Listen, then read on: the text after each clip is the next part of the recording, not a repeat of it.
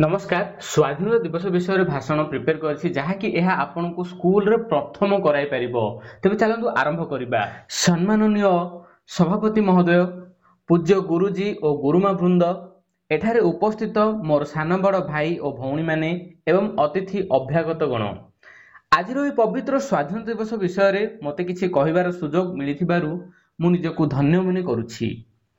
जहा नाही भारते ताहा नाही जगते, ए भारतर भूमि पवित्र, समृद्ध, रत्नगर्भा, उच्च संस्कृति संपन्ना। एहाकु सुनार भारत बोली कहा जाए। वैदेशिक शासक माने सदा सर्वदा एहा उपरे लोलुप दृष्टि पकाई आछंती। अतीतरे बहु बार ए मातृभूमि सेमानक अधिकृत होईछि, हेले भारत बहु वर्ष धरी तार स्वाधीनता हराइथिला।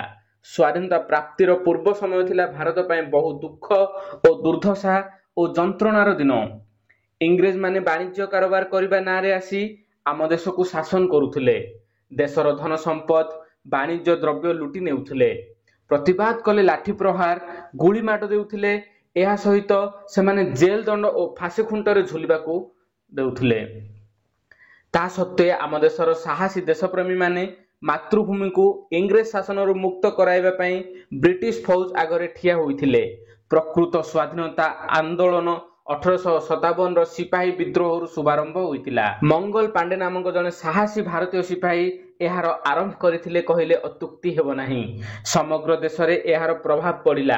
ब्रिटिश फौज आधुनिक अस्त्र शस्त्र सहाय्य रे एमानकु दमन कले। प्रतिवाद कले एहार रक्षा नहीं। तथापि धीरे धीरे सारा भारत रे स्वाधीनता संग्राम रो विद्रोह देखादेला। बहु देशप्रेमी एथिरे झांस दे कारावरण कले। चंद्रशेखर आजाद, भगत सिंह, लक्ष्मण नायक, जयराजगुरु भली महान व्यक्ति माने फांसी खुंटरे झुली शहीद हेले। शेषरे देशर नेतृत्व नेले महात्मा गांधी और सुभाष चंद्र बोस, जेउ माने देशवासी मनरे स्वाधीनतार अग्नि को परिव्याप्त कले। एहार फलस्वरूप स्वाधीनता आंदोलन रे कोटि कोटि देशवासी भाग नेले। नेताजी स्लोगान मोते रक्त दियो मु तुमको स्वाधीनता देवी और बापूजी अहिंसा नीति आगरे इंग्रेज माने शेषरे मुंड नुआइले। शेषरे शह शह वर्षर पराधीनता और दासत्वरु 1947 मसीहा अगस्ट 15 तारिख दिन आम देश भारत स्वाधीनता पाइला। सेबेठारु आमे स्वाधीनता दिवस को पालन करि आसुछु। एही दिवस पालन करिबा द्वारा भारत वर्ष को स्वाधीन करिथिबा नेता मानक साहस और त्याग मने पड़ी थाए।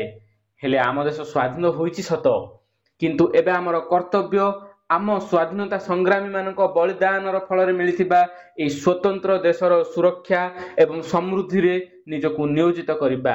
आम प्रिय देश को स्वच्छ, सुंदर एवं सुरक्षित रखिबा।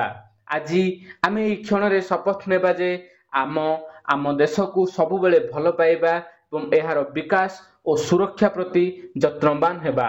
एतिकी कही मु मोर वक्तव्य शेष करुछि। जय हिंद, जय भारत। तेबे पिला माने जहा कि एही भाषणटी आपण निश्चय उपस्थापन करंतु। प्रतियोगिता रे निश्चय फास्ट हेबार सुजोग आपनको मिलि पारिबो।